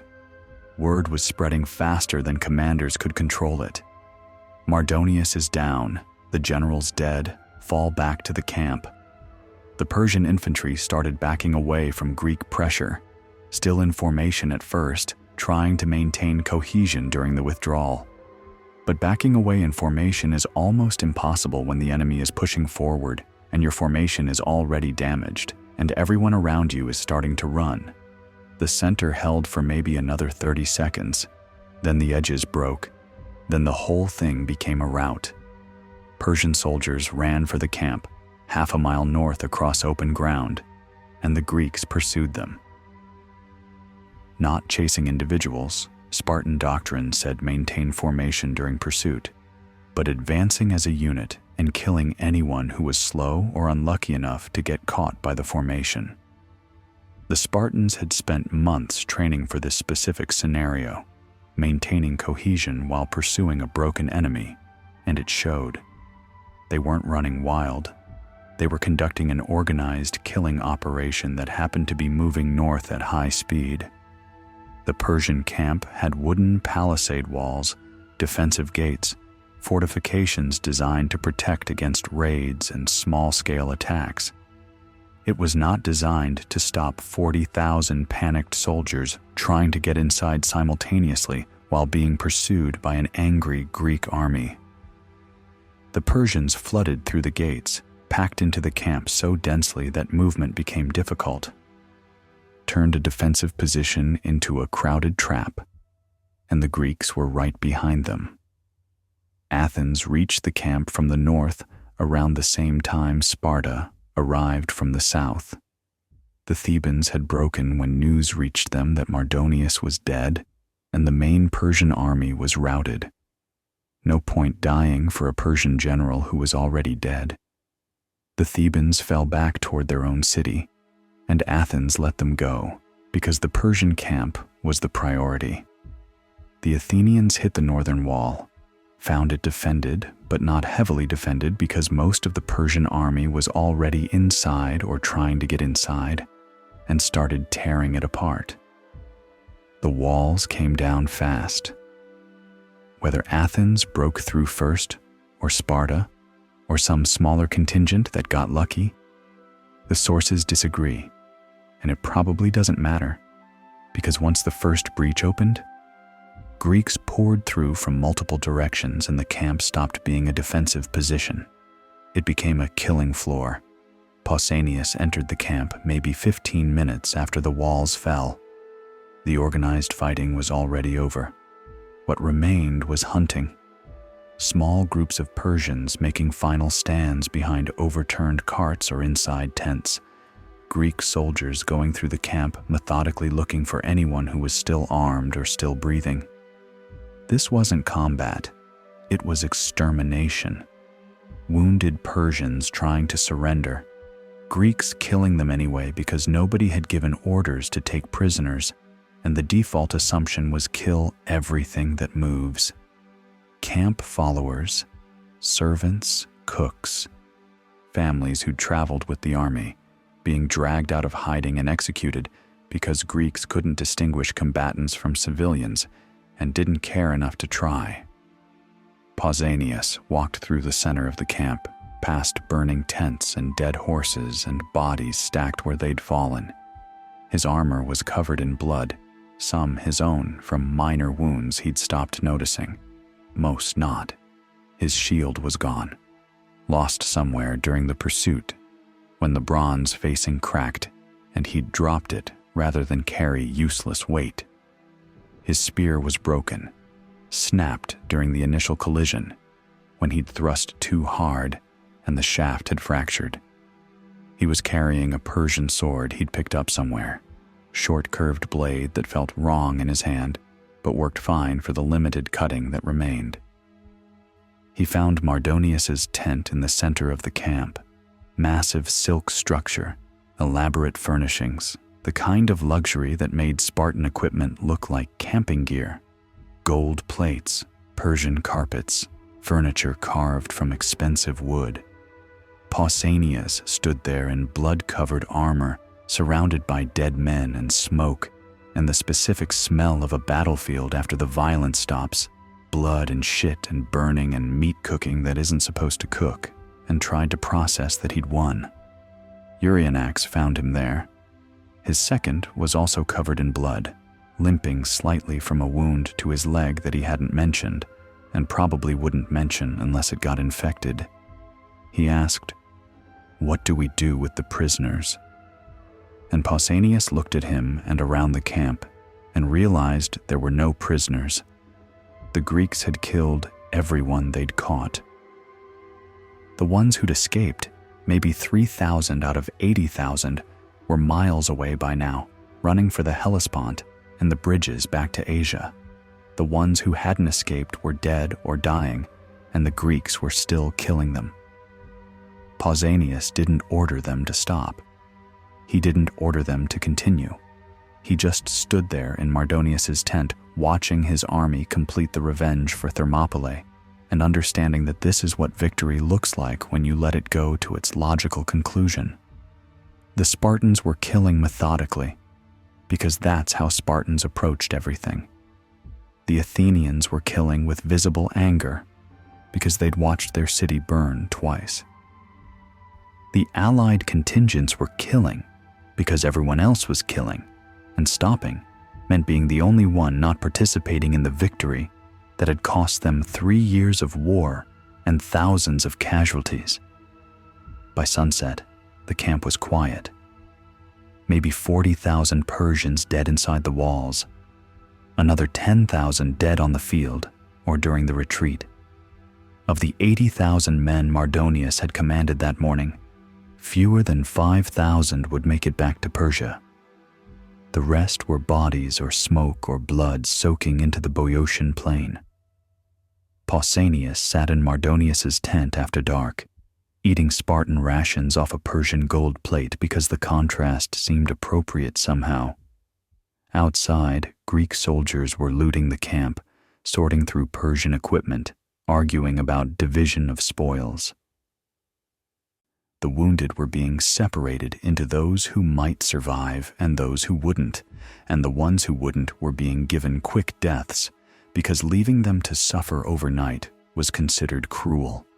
The dead were being collected, sorted by city-state, prepared for burial or burning, depending on local custom. The cost was maybe 10,000 Greeks dead, mostly from the center contingents that had taken the initial cavalry assault. Corinth lost 2,000 men. Megara lost 1,000. The smaller cities lost hundreds each, which doesn't sound like much until you remember that some of those cities only had populations of a few thousand total. Athens lost maybe 500, remarkably light casualties for fighting outnumbered 2-1 for 3 hours. Sparta lost maybe 300, because they'd been on the ridge taking arrow fire but hadn't fought as long in close combat. Pausanias did the math and understood.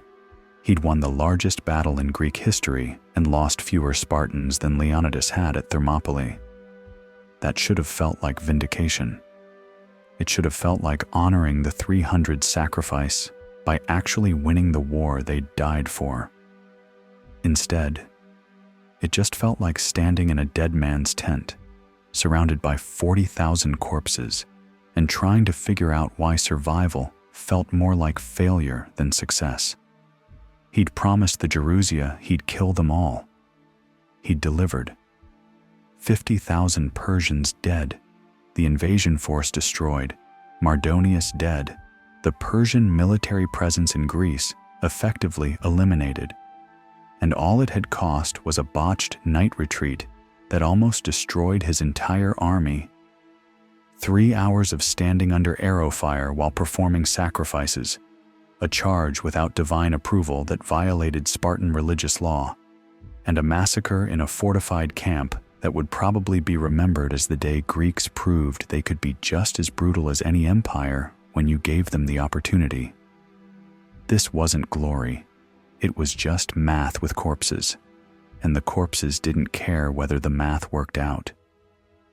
The evening after the battle, Pausanias stood in Mardonius' tent and performed an experiment. He ordered the Persian cooks, the ones who'd survived by hiding in supply wagons, to prepare a meal using Mardonius' personal provisions. Full Persian feast, multiple courses, elaborate preparation, the kind of dinner that required servants and specialized equipment. Then he ordered his own Spartan rations prepared: barley porridge, black broth, maybe some bread if you were lucky. He had both meals laid out side by side on Persian carpets and called his officers in to look. The contrast was absurd. Persian side, roasted meats, fruits preserved in honey, wine from amphorae marked with specific vintages, bread made from wheat flour instead of barley.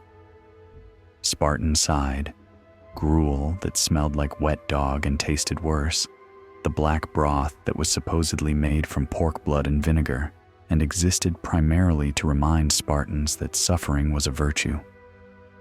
Pausanias looked at his officers, gestured at the spread, and said, "See how foolish the Persians were. They lived like this and came to rob us of our poverty." It got a laugh. Dark humor in a tent surrounded by 40,000 corpses. But humor works differently when you're still processing the fact that you're alive and they're not. The line would get repeated, embellished, turned into the story about how Pausanias proved Spartan superiority with interior decorating. What the story usually leaves out is what happened after the officers left. Pausanias sat alone in that tent, eating Spartan rations off a Persian gold plate, and tried to figure out why winning felt like he'd failed some test he hadn't known he was taking. The body count came in over the next 3 days as Greeks sorted through the carnage. 50,000 Persians dead, maybe more. Sources varied because counting gets imprecise when you're dealing with mass graves and burnt remains. 10,000 Greeks dead, mostly from the center contingents that had taken the cavalry assault. Corinth lost 40% of their force. Megara lost a third. The smaller cities lost hundreds each, which translated to entire generations of fighting-age men gone. Athens came out relatively light, 500 casualties from 8,000 committed, because they'd been fighting other Greeks using familiar tactics instead of dealing with cavalry on open ground. Sparta lost 300, which was fewer than Thermopylae, and somehow made the comparison feel worse. The loot was staggering. Persian camp supplies, equipment, personal effects of 80,000 men who'd brought everything they'd need for extended occupation. Gold, silver, elaborate armor, Persian royal furnishings that Xerxes had sent to make Mardonius comfortable. The Greeks gathered it all, melted down the bronze armor and shields, and created a monument, the Serpent Column, 3 bronze serpents intertwined rising 26 feet with a golden tripod on top. They inscribed it with the names of all 31 city-states that had fought at Plataea. Equal credit, no hierarchy, just alphabetical listing. It was diplomatic genius and also complete fiction because the battle had been anything but equal partnership. Pausanias tried to claim personal credit initially. He had his name carved on the column as commander, which was technically accurate but politically toxic. The other city-states objected immediately. Athens pointed out they'd broken through the camp walls. Corinth noted they'd absorbed the cavalry assault that would have shredded everyone else. Tegea reminded everyone they'd charged first when Sparta was still waiting for favorable omens.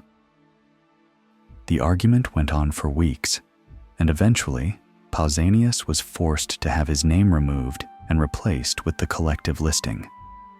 The monument would stand at Delphi for centuries, then get moved to Constantinople by Constantine the Great, and you can still see it today in Istanbul, with most of the serpent heads missing but the column intact.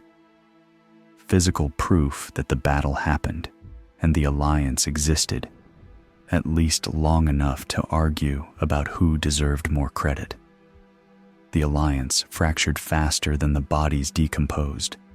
Within a month, city-states were back to their traditional occupations, threatening each other, forming sub-alliances, and generally behaving like the Persian invasion had been an unwelcome interruption to the serious business of Greek civil conflict. Athens wanted to pursue the war into Asia, liberate the Greek cities under Persian control, and establish Athenian dominance in the Aegean. Sparta wanted to defend the Peloponnese and not commit to overseas campaigns that would leave the Helots unsupervised. Thebes, which had fought for Persia, needed to be punished but not destroyed, because destroying them would upset the regional power balance. Every decision required negotiation between city-states whose idea of compromise was threatening to abandon the alliance unless they got their way. Pausanias got credit for Plataea and immediately started making the mistakes that would kill him. He was given command of the Greek fleet operating in the eastern Mediterranean, liberating cities from Persian control. He took Byzantium in 478 BCE, a strategic victory that controlled access to the Black Sea. And then he started wearing Persian clothes, adopting Persian customs, sleeping in a Persian tent, employing Persian advisors. He was 27 years old. He'd won the greatest battle in Greek history, and he apparently decided that meant he could do whatever he wanted, including cosplay as the enemy he'd just defeated. The other Greeks noticed. Sparta noticed. Accusations started circulating. Pausanias was secretly negotiating with Xerxes planning to betray Greece, offering to help Persia conquer Greece in exchange for being made tyrant. Some of this was probably true. Pausanias had written letters to the Persian court. Thucydides records them, though their authenticity is disputed, offering to marry Xerxes' daughter and help establish Persian control over Greece if Xerxes would make him governor. Whether he meant it or was playing some deeper game, the effect was the same. Sparta recalled him, investigated, found evidence that was circumstantial but damning, and tried to figure out what to do with a war hero who'd apparently gone native. They couldn't execute him without trial, couldn't hold a trial without evidence that would stand up to scrutiny, couldn't ignore him because he was too prominent and the accusations too serious. So they did what Sparta did with problematic citizens. They waited for him to make a mistake they could punish definitively. Pausanias sensed the trap, took refuge in the temple of Athena Calcioicus in Sparta, claimed sanctuary. Spartan law. You can't violate temple sanctuary by dragging someone out, but you can seal the doors and let nature handle the execution. They walled him inside the temple in the early 470s BCE, maybe 470 or 469, roughly 10 years after Plataea. Pausanias died of starvation in a temple dedicated to the goddess of wisdom, sealed inside by his own people, dying slowly enough to think about all the decisions that had led there. He was maybe 35. He'd saved Greece at 25 and died a suspected traitor a decade later. The Spartans later claimed his ghost haunted the temple, which was either genuine supernatural belief or really effective propaganda about what happens to generals who get too ambitious. Here's what that death meant. Pausanias won the largest land battle of the Persian Wars, commanded the most successful Greek military operation of the classical period, and ended up remembered primarily as a cautionary tale about hubris and corruption. Meanwhile, Leonidas, who commanded 300 men in a defensive action that failed tactically, even if it succeeded strategically, became immortal. Monuments, poetry, movies, countless retellings. The 300 who died at Thermopylae are more famous than the 70,000 who won at Plataea. The king who bought 3 days is more celebrated than the regent who bought permanent Greek independence. That's not accident. That's selection. History loves beautiful failures more than ugly victories. Thermopylae is clean, heroic last stand, impossible odds, glorious death. Plataea is messy, botched night retreat, scattered forces, massacre in a fortified camp, commander who won, and then spent a decade proving that winning wars doesn't mean you understand peace. Thermopylae gives you something to aspire to. Plataea gives you something that actually worked, but doesn't look good on monuments. The Persian Wars ended, functionally, at Plataea and Mycale, the naval victory that happened the same summer and destroyed what remained of Xerxes' fleet. Persia never attempted another invasion of mainland Greece. The threat that had seemed existential in 480 BCE was gone by 479, eliminated in one campaign season through a combination of Greek naval superiority and Pausanias' ability to keep a fractious alliance together just long enough to kill everyone on the other side. Greece had 50 years of independence before Macedonia conquered them, and they spent those 50 years fighting each other with the same energy they'd briefly directed at Persia. Athens and Sparta went to war in 431 BCE, the Peloponnesian War, and fought for 27 years over which city-state got to dominate Greece. Plataea, the city, the place that gave its name to Greece's greatest victory, was destroyed by Thebes in 427 BCE during that war. Thebes, remember, had fought for Persia at Plataea. The Greeks who'd sided with Persia during the invasion got to destroy the city where Greece had won its independence. That irony was apparently lost on everyone involved. Or maybe it just didn't matter anymore because the Persian threat was ancient history, and the real enemy was always the Greek city-state that disagreed with you about politics. The serpent column that listed all 31 allied city-states stood at Delphi for 8 centuries, got moved to Constantinople in 324 CE when Constantine wanted to decorate his new capital with classical monuments, and still stands in Istanbul today. Most of the serpent heads are gone. One's in a museum, the others lost to time and Ottoman artillery practice, but the column body survives with the city names still legible: Sparta, Athens, Corinth, Tegea, Megara, and 26 others who briefly cooperated and then spent the next several centuries trying to destroy each other. The monument outlasted the alliance by more than 2,000 years. Pausanias gets a paragraph in most histories of the Persian Wars, usually framed as the victor of Plataea, who later betrayed Greece, which is both accurate and misleadingly incomplete. He didn't betray Greece. He won a battle he had no business winning through a combination of enemy mistakes and Greek refusal to collapse at the designated time, then discovered that being a successful commander at 25 doesn't prepare you for being a successful politician at 30. He tried to navigate Spartan paranoia and Greek city-state politics and his own ambition, made bad choices about Persian aesthetics, and paid for those choices with starvation in a sealed temple. Whether he actually planned to betray Greece or was just playing a deeper game that looked like betrayal from the outside, we'll never know. The Spartans who sealed him in the temple didn't care about nuance. They cared about removing a problem. Leonidas gets monuments and movies.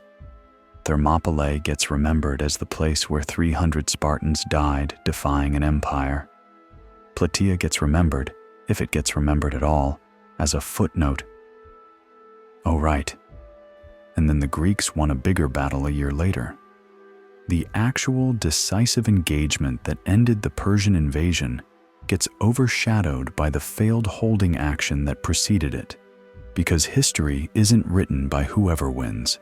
It's written by whoever dies in the most cinematically compelling way. Here's what that means practically. The death of the 300 at Thermopylae triggered the mobilization of the largest Greek army ever assembled. That army fought at Plataea and killed roughly 50,000 Persians in a single day, the deadliest single-day casualty count of the ancient Greek world. The battle ended Persian territorial ambitions in Greece permanently and gave Greek city-states another century and a half of independence before Macedonia conquered them.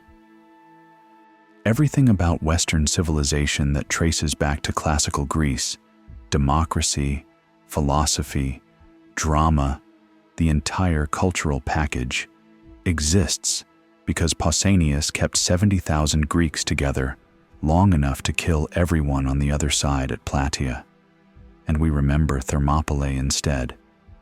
That's not injustice, that's just how memory works. We remember the beautiful failure because it's simple. 300 heroes, impossible odds, glorious death. Easy to commemorate, easy to teach, easy to film. Plataea gives you 70,000 men who almost destroyed each other during a botched night retreat and then won by accident when the enemy commander made himself a target and got killed by a thrown rock. Try making that inspiring. Try turning that into a t-shirt slogan. The truth doesn't fit on monuments. But here's the truth anyway. Revenge is easy to promise and expensive to deliver. Sparta promised to avenge the 300, and they did. 50,000 Persian corpses in exchange for 300 Spartan bodies. The math worked. The revenge was complete, and it bought Greece exactly nothing except a brief pause in the eternal Greek occupation of fighting each other over whose democratic values were more correct. The Persians went home and stayed there. The Greeks got their independence and immediately used it to perfect the art of civil war. 25 years after Plataea, Athens and Sparta were at each other's throats. 50 years after Plataea, the alliance that had saved Greece had completely dissolved. 75 years after Plataea, the Greek city-states were so busy destroying each other that nobody noticed Macedonia building the army that would conquer them all. Pausanias died in a temple, starving, sealed in by the people he'd saved. Leonidas died in a pass, fighting, and got his head mounted on a stake as a warning. History remembers Leonidas as a hero and Pausanias as a footnote with asterisks. The battle that saved Greece is less famous than the battle that failed gloriously, and the 300 who died buying time are more celebrated than the 70,000 who used that time to actually win. That's not tragedy. That's just history being honest about what humans do with survival. We prefer beautiful deaths to ugly victories. We prefer simple narratives to complicated ones. We prefer heroes who die young to heroes who live long enough to make mistakes. And we prefer the story of the 300 who knew they were going to die and did it anyway to the story of the 70,000 who thought they were going to die, accidentally won, and then spent the next decade arguing about whose name should appear first on the victory monument. 3 days after Thermopylae, Persian soldiers walked through the pass looking for Leonidas's corpse so they could desecrate it on Xerxes' orders. They had to ask locals which body was his because the Spartans had died so completely mixed with everyone else. When they found him, they cut off his head and crucified what remained. Xerxes thought this would break Greek will. What it actually did was give Sparta a recruiting poster and a blood debt. 1 year later, Pausanias stood in Mardonius's tent surrounded by 50,000 corpses and tried to figure out if revenge was supposed to feel this empty. The math had worked, the debt was paid, the Persians were destroyed, and Greece was free to resume the interrupted business of tearing itself apart. The 300 died buying time. Pausanias used that time to buy revenge, and history used that revenge to prove that winning and being remembered for winning are completely different things. If you made it this far through 2 hours of ancient Greeks proving that military victory doesn't solve political dysfunction, here's the question worth asking. What would Leonidas think of Plataea? The uncle who died gloriously watching his nephew win ugly and then get executed for treason. Would he call it worth it? Would the 300, if you could ask them, say that 50,000 Persian corpses and 10 years of Greek independence before civil war justified their sacrifice? The Serpent Column in Istanbul doesn't answer. The battlefield at Plataea doesn't answer. The monuments to Leonidas definitely don't answer. All that's left is the math. 300 Spartans dead bought 1 year. 50,000 Persians dead bought 50 years. And in the long run, everyone dies anyway and gets replaced by whoever tells the better story about why their version of events matters more. That's not cynicism. That's just what happens when you win. The battles end. The arguments about credit begin. And 2,000 years later, people remember the beautiful failure and forget the ugly victory, because history isn't written by winners. It's written by whoever dies in the most memorable way at the most cinematically perfect moment. Witness this. 3 days after Leonidas died, his body was mounted on a stake as a warning. 1 year after that, 50,000 Persians were dead and Greece was free. 10 years after that, the man who'd won that freedom starved to death in a temple, sealed inside by his own people. And 2,000 years after that, we remember the corpse on the stake and forget the victory that corpse enabled. That's not injustice. That's just revenge getting exactly what it paid for. More corpses and a better story. If you made it through 2 hours of Greeks, proving that revenge is just math with better PR, hit subscribe for more stories about history's ugliest victories. Drop a comment telling me which forgotten battle deserves this treatment next. The ones where nobody died beautifully, but everyone survived ugly. And if you think Thermopylae deserves its fame more than Plataea, you're wrong. But I want to hear why anyway. Next time, the battle that ended Rome's republic, killed more senators than soldiers, and got remembered as a minor skirmish because civil wars don't make good propaganda. See you there.